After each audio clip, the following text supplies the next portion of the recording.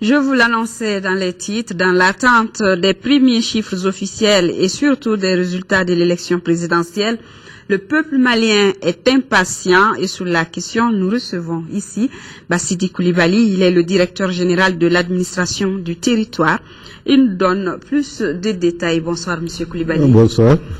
Et le peuple malien est sorti massivement hier 28 juillet pour l'élection d'un président de la République. Le peuple est impatient de savoir les résultats du premier tour de cette élection. Où en êtes-vous au niveau du ministère de l'administration territoriale? Comme tous les observateurs nationaux et étrangers ont déclaré, aujourd'hui il est heureux de constater que nous venons de franchir un pas extrêmement important dans l'approfondissement de la démocratie dans notre pays. Mais surtout, le fort taux de participation enregistré. C'est un taux historique qu'il faut saluer. Le président de la République l'a fait et tous les observateurs viennent de le constater. Un fort taux historique, vous nous dites déjà le chiffre, s'il vous plaît? Bon, nous sommes en train de prendre un certain nombre d'informations et à partir de ces informations, nous allons voir le taux de participation localité par localité et dégager un taux national de participation. Mais d'ores et déjà, les uns et les autres ont affirmé que ce taux est au-dessus de 50%, 60%, 70%, ça dépend des localités.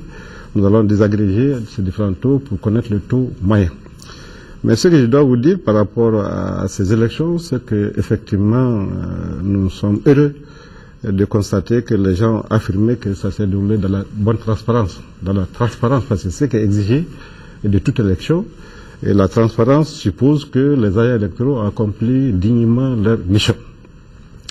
Je dois dire que d'abord, avant d'arriver au résultat, il s'agit de rappeler qu'un bureau de vote est composé d'un président et des assesseurs. Et qu'à l'intérieur du bureau de vote, il y a deux acteurs, les délégués des candidats. Ça, c'est extrêmement important. Dans tous les bureaux de vote, il y a les délégués des candidats. Donc, qui suivent le déroulement de toutes les opérations électorales. En plus des délégués des candidats, il y a les délégués de la CENI. Et en plus des délégués de la CENI, donc dans tous les bureaux de vote, au Mali, il y a un délégué de la CENI qui supervise l'ensemble des opérations électorales. Il y a aussi les délégués de la Cour constitutionnelle. Il y a les observateurs étrangers, nationaux. Donc, au total, nous avons un beau monde qui opère dans un bureau de vote. Et justement, c'est parce que tout ce monde était présent et a observé que l'élection s'est passée dans un climat souhaité que les partenaires viennent de leur dire. Dites-nous juste ce que le peuple veut savoir. Où en êtes-vous présentement avec la centralisation? Oui, avant d'arriver à la centralisation, j'ai passé par le bureau. Parce que c'est extrêmement important, c'est à ce niveau, au niveau du bureau, que tout se déroule. Donc le dépouillement, parce que les opérations de dépouillement se déroulent à l'intérieur du bureau de vote. Et devant tout le monde. Oui. Et les listes, le résultat est affiché. Une copie du résultat est donnée au candidat, au délégué du candidat.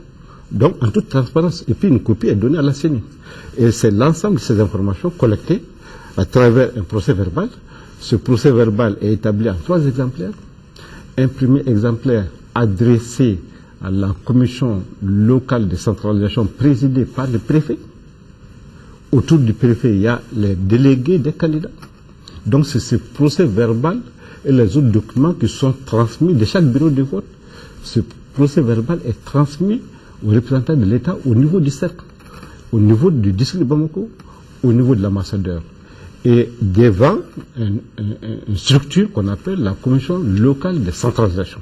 Avez-vous déjà reçu quelques procès verbaux? Au sein duquel il y a les délégués des candidats. Vous avez déjà reçu des procès verbaux? Les procès verbaux, ce n'est pas encore arrivé. Ce n'est pas arrivé parce que les commissions locales sont en train de travailler. Okay. Pour vérifier bureau de vote par bureau de vote toutes les informations. Et donc à la date d'aujourd'hui, on n'a pas reçu un seul PV parce que les autorités concernées sont en train de vérifier toutes les opérations. Et sur quoi travaillez-vous donc en ce moment au niveau du ministère? Bon, avant d'arriver à ce niveau-là, je dois encore rappeler qu'au niveau de la commission nationale, c'est une commission qui assiste le ministre de l'administration territoriale. La loi impose que c'est le ministre qui proclame les résultats provisoires. Oui. Mais le ministre est aidé dans sa tâche, dans sa mission, par une commission nationale composée des représentants du ministère de l'administration territoriale et des représentants des candidats, des délégués des candidats. À la date d'aujourd'hui, nous avons au niveau du département les représentants des 27 candidats qui siègent depuis dimanche soir au niveau du département. Donc nous allons recevoir les documents, c'est-à-dire les PV. Mais avant de recevoir les PV, il y a un mécanisme de collecte des informations. C'est tout juste pour essayer de se faire une idée des résultats. Et ce mécanisme de collecte s'est fait sur la base de trois volets. Un premier volet au niveau, ce que nous appelons le réseau administratif de transmission. Parce qu'au niveau de chaque cercle, au niveau de chaque arrondissement, il y a un poste de transmission. Pour les anciens, on appelait les RAC, c'est-à-dire le réseau administratif, les RAC, le réseau administratif de commandement, mais c'est devenu le réseau administratif de transmission. Donc les informations sont collectées au niveau du cercle, transmises par ce réseau de transmission au niveau de la structure centrale, et c'est à ce niveau-là que le groupe de travail, il y a un groupe de travail qui est constitué au sein de la Commission nationale.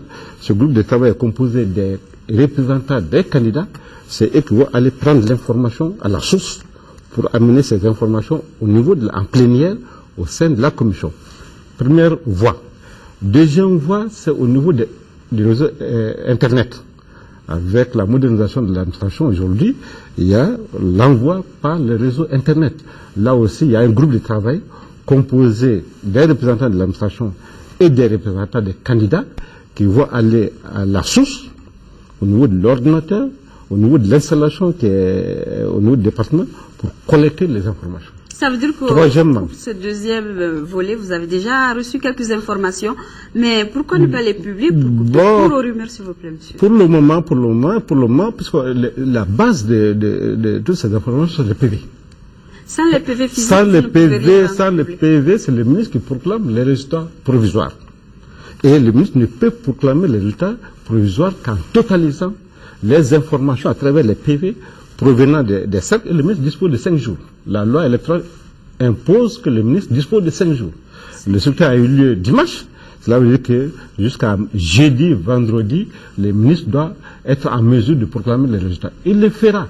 Il le fera sur la base des PV. Les PV que nous allons recevoir des cercles, les PV que nous allons recevoir des missions diplomatiques et consulaires, signés par les représentants de l'administration et les représentants des candidats. Donc un document authentique qui est vérifiable, qui va porter toutes les informations, y compris les observations des délégués des candidats. Mais ce PV, il est totalisé au niveau du ministre, et le ministre donne la situation globale en ce qui concerne les résultats de l'élection. D'ici là, nous travaillons, comme je l'ai dit, sur la base du réseau administratif de transmission, sur la base du fax. Là aussi, c'est des instruments aujourd'hui qui nous permettent de collecter les informations. Donc, c'est l'ensemble de ces instruments qui est utilisé par la Commission nationale pour essayer de connaître à peu près la situation. Maintenant, quand les PV arrivent, la Commission va confronter ces informations-là avec les PV. Et une fois que le PV, la centralisation est faite, le ministre proclame les résultats. Mais les PV qui viennent des bureaux de vote, ils sont dans des enveloppes pré-imprimées, fermées, qui sont adressées à la Cour constitutionnelle. Donc, au niveau de la Commission nationale, on n'opère aucun changement au niveau national. À 24 heures de la fermeture, ou plus de 24 heures de la fermeture des bureaux de vote, où en êtes-vous? À combien de pourcents de réalisation du travail? Combien de temps le Malien doit-il attendre encore pour avoir les résultats? Bon, nous ne sommes pas notre première fois. Vous vous souvenez que nous avons tenu plusieurs élections dans notre pays. Oui, c'est pas le même cas. Non, c'est la même chose. On a fait plusieurs. C'est une situation particulière. Laquelle? Parce que c'est une élection présidentielle. Une présidentielle après une crise. Non, bon, c'est évident. C'est ce qui fait que le suspense est long. Non, les données ne changent pas. La procédure ne change pas. C'est édicté par la loi électorale. Donc, on ne se précipite pas. Il ne s'agit pas de se précipiter pour se rendre compte qu'on s'est trompé. On va vérifier. Et fort de toutes les vérifications, en ce moment, le ministre va proclamer les résultats provisoires.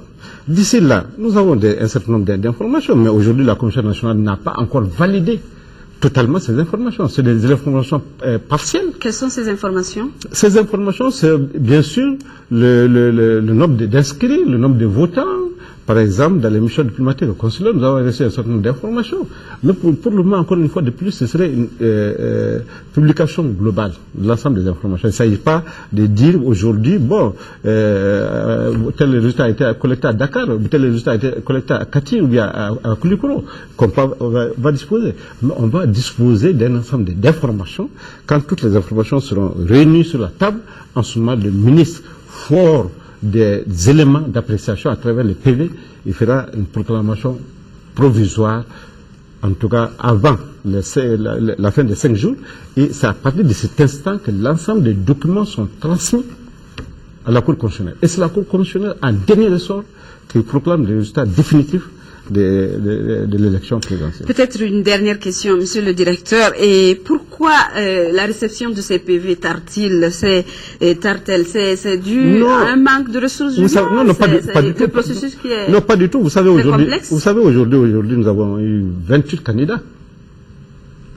Répartir les voix entre les 28 candidats, c'est pas une tâche. 7 candidats. Pour le moment, officiellement, nous savons 28 candidats. Ok. Donc, les voix sont à répartir entre les 28 candidats à travers les procès-verbaux. Il n'y a pas de retard. Et vous connaissez l'état de notre pays. Oui. Du nord au sud. Il faut mesurer les distances. Elles sont suffisamment importantes. Aujourd'hui, même aujourd'hui, à côté, dans le secteur de Kati, imaginez-vous, dans l'ensemble de Sibi se trouve à 60 km de Bamako, mais les bureaux de vote qui sont dans le Sobra, mais les gens passent 7 heures de temps avant de trouver le chef d'arrondissement. Cela veut dire qu'il y a des difficultés énormes. Nous avons des zones enclavées. La région de Mopti, la région de Tombouctou, c'est des zones enclavées aujourd'hui. Donc, pour collecter toutes ces informations, ça demande du temps. Mais les préfets viendront eux-mêmes munis de tous les documents électoraux. Okay. Et c'est à partir de ces documents que la compilation sera faite. Et fort de ça, en ce moment, le ministre proclame les résultats. Ce que je dois dire tout simplement, nous demandons un peu de patience, parce que nous voulons offrir à notre peuple des résultats fiables. Et les observateurs ont indiqué que les opérations sont déroulées dans la plus grande transparence, et cette transparence nous conduit à mener ce travail avec toute la sérénité nécessaire, sans pression. Nous pensons que d'ici vendredi, le ministre sera en mesure de programmer les résultats provisoires et les documents seront transmis à la Cour constitutionnelle pour une programmation définitive des résultats de l'élection présidentielle. Encore une fois, d'ici là, nous continuons. Non, pas ici, la commission a fait d'œuvre. Depuis hier soir à 18h, la commission siège sans désemparer, toute la nuit durant, y compris ce soir et jour suivant. Nous travaillons jour comme nuit, 24 heures sur 24. Donc pour offrir au peuple, à la communauté internationale, des informations fiables. Donc nous ne sommes pas aujourd'hui dans une course. Nous allons mener l'opération avec la plus grande sérénité, dans la plus grande transparence, parce que ce sont les délégués des candidats qui sont avec nous au niveau national, ils sont avec nous au niveau de chaque cercle, ils sont avec nous dans chaque ambassade. Donc c'est en toute transparence qu'on va donner des bons résultats, des résultats qui ne seront pas en tout cas entachés d'erreurs. Ok, merci monsieur le directeur. C'est à nous de remercier et profiter pour dire que le ministre aujourd'hui, le ministre de l'administration territoriale, est fortement décidé depuis le début de ce processus à engager les opérations de transmission, de proclamation dans la plus grande transparence. Du reste, depuis le mois de janvier, nous sommes engagés dans cette voie, c'est de réussir de bonnes élections, des élections transparentes, crédibles, et que le Mali puisse en tout cas s'enorgueillir et que le Mali soit un exemple. Et ça a été dit par Louis Michel, et ça a été dit par les observateurs africains, qu'aujourd'hui le Mali, malgré notre crise, nous constitue un modèle. Merci monsieur le directeur, merci d'avoir répondu à notre invitation.